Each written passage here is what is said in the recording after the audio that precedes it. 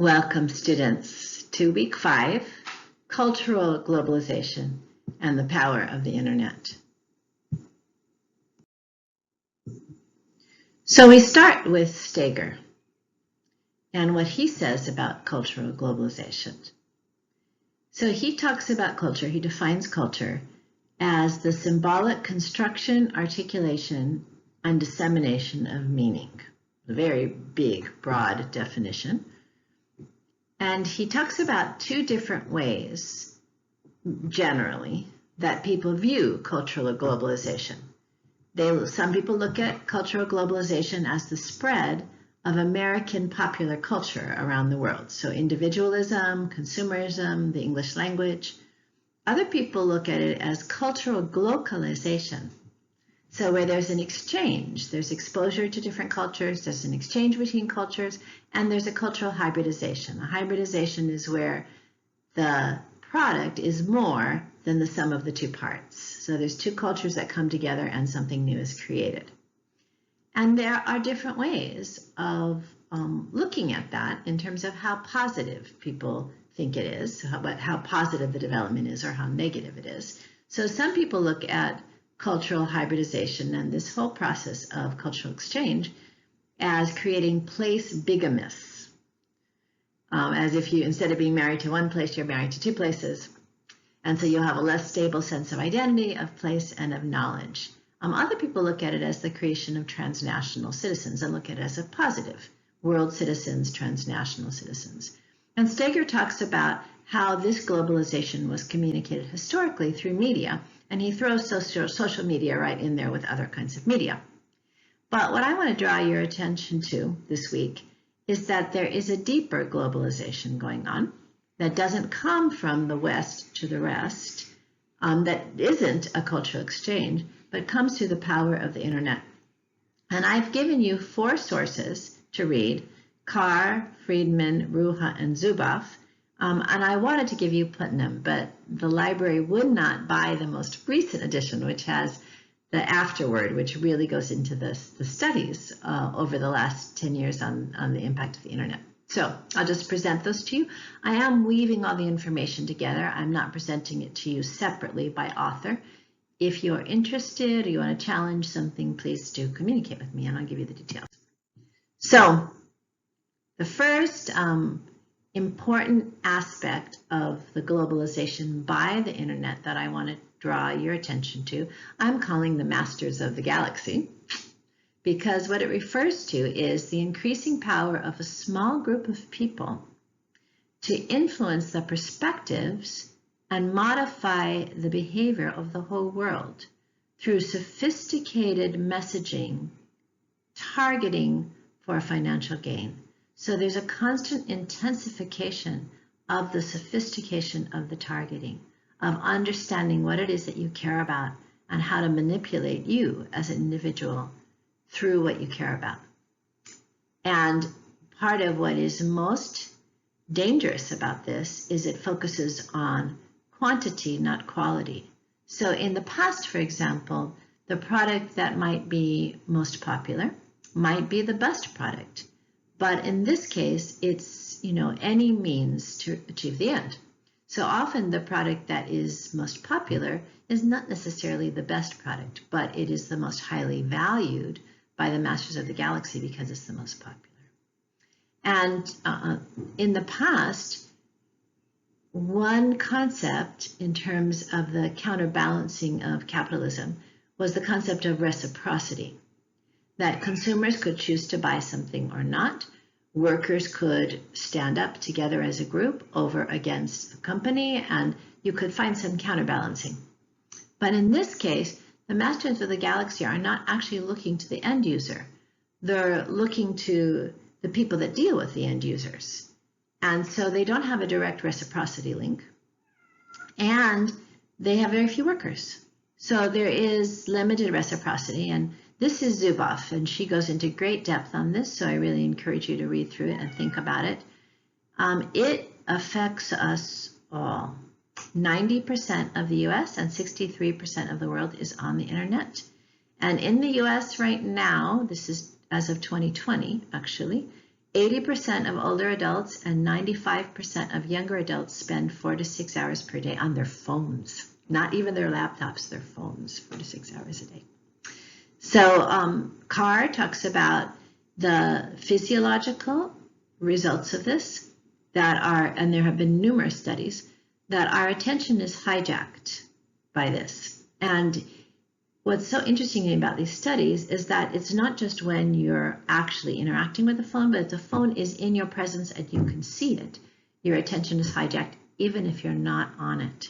So that the mere presence of the phone reduces mental capacity, memory, reasoning, and discernment. So it makes you more gullible and more vulnerable to the power of the masters of the galaxy.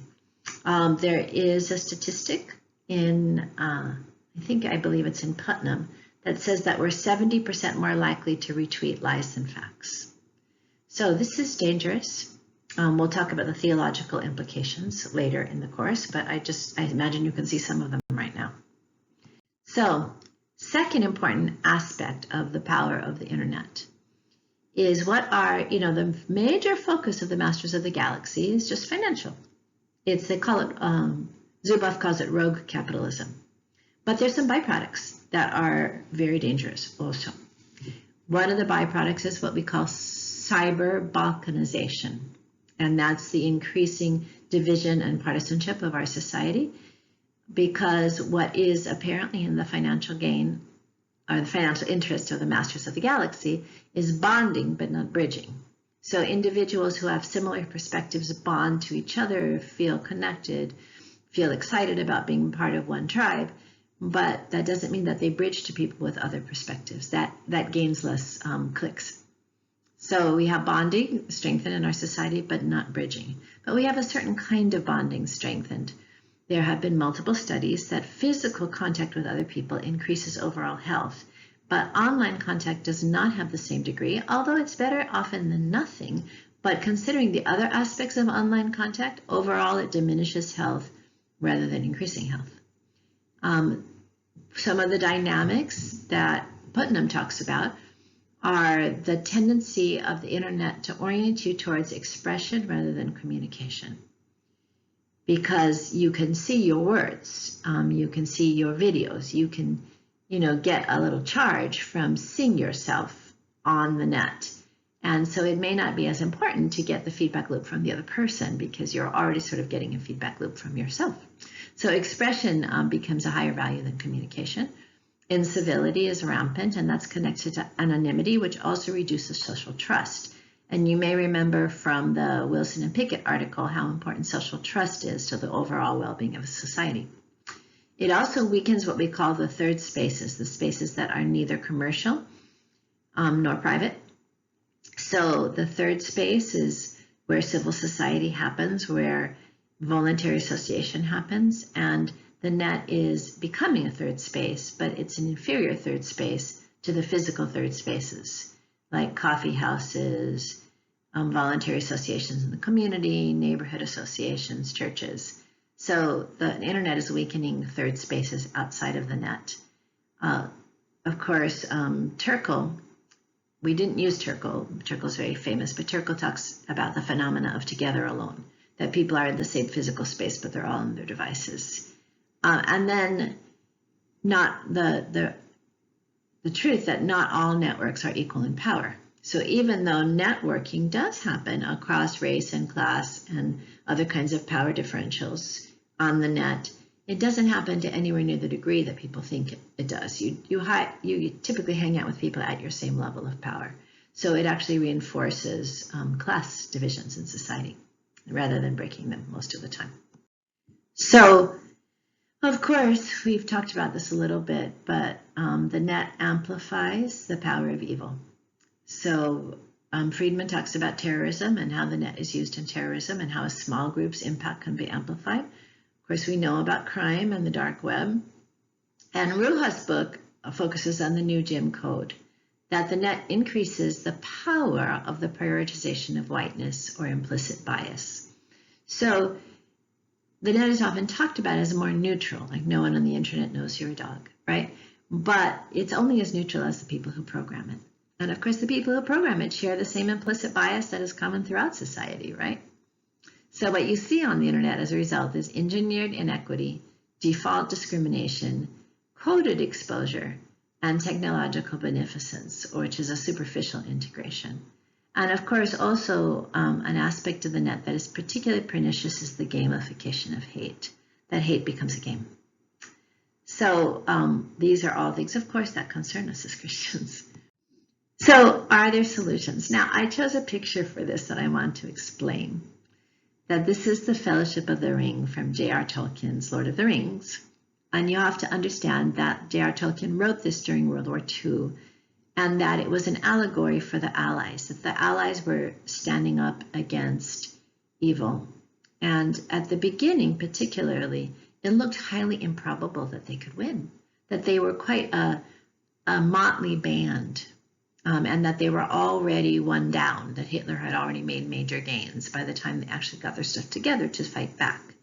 And it was meant to imply the diversity of the Allies. Of course, this was a different time period, so everyone is white, even the elves and the dwarves and the hobbits.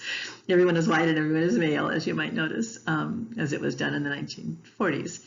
But it's still this very powerful image that the elves and the dwarves and the hobbits, this little motley band, and the human beings come together to fight terrible evil against all odds. And of course, they won in World War II, as we know.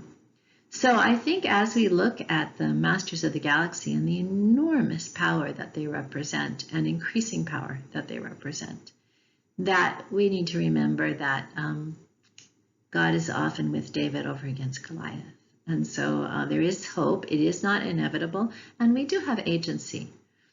What's interesting for me is that these incredibly sophisticated targeting systems don't always win. So we do have to remember that. But there are a number of very specific solutions that are suggested. So be the friction, which means don't just lie down and take this. Fight for transparency and for regulation. Note that not all social media providers are equal. Apple is very different from Google in terms of their self-policing, although we should never really have the fox policing the hen house. You know, people should not be left to self-policing. It's too much of a temptation. But you know, some are better than others. We could recognize that.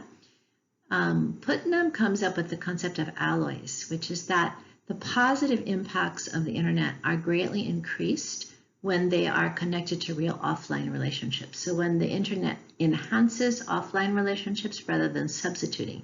And he calls that alloys, like metals that are mixed of two different metals and therefore are stronger. Friedman talks about the way that the internet can be used to inspire hopes and dreams instead of fear. That the internet can be a source of economic opportunity and validation, that there can be role models. And then Ruha does quite a bit on race-critical code studies, that how do we understand where the centering of whiteness is embedded in the internet, and how do we fight it? And she has, in one of the appendices, goes over a list of successful organizations and documents that have been used to counter the power of the Masters of the Galaxy. So I have not teased out any of the theological implications of all of this, but we will do that in the coming weeks. And in the meantime, do let yourself think about it, because this is a different kind of cultural globalization than we've seen in the past. It has great potential for good and for evil. Thank you.